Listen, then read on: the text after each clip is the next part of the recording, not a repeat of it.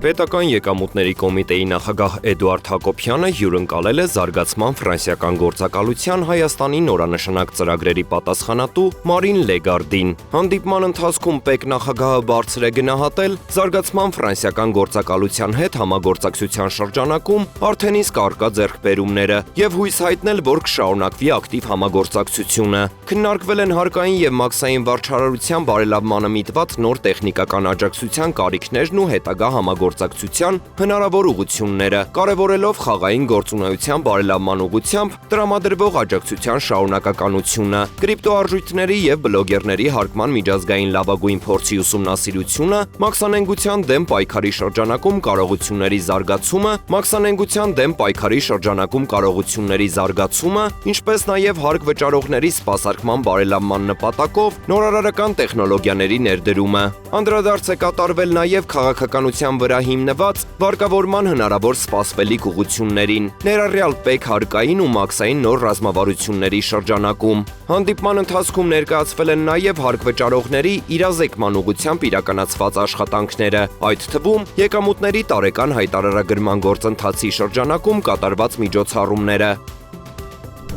Պետական եկամուտների կոմիտեն տեղեկացնում է, որ կառավարության նիստում 2025 թվականի հոկտեմբերի 30-ին հավանության արժանացած օրենսդրական նախաձեռնության շրջանակում նախատեսվում է բարելավել գյուղատնտեսության ոլորտում պետական աջակցության ծրագրերից օգտվող տնտեսվարողների հարկային միջավայրը, հայտնում են ՊԵԿ տեղեկատվության եւ հասարակայնության հետ կապերի բաժնից։ Նախագծով սահմանվել է, որ պետության կողմից ֆինանսավորվող գյուղատնտեսական պետական աջակցության ծրագրերի շրջանակում տրամադրվող վարկերի կամ լիզինգի գումարները, ինչպես նաև դրանց մասով հաշվարկվող տոկոսադրույքների սուբսիդավորման համար տրամադրվող գումարները շահութահարկ վճարողների համար չեն համարվի եկամուտ, իսկ այդ գումարների հաշվին կատարված ծախսերը չեն համարվի ծախս։ Այս փոփոխությունները նախատեսվում է կիրառել մինչև 2026 թվականի դեկտեմբերի 31-ը։ Օրենսդրական նախաձեռնությամբ առաջարկվող կարգավորումները նախատեսվում է կիրառել գյուղատնտեսության ոլորտի շահութահարկ վճարողների համար 2024 թվականի հունվարի 1-ից հետո ծագած հարաբերությունների նկատմամբ։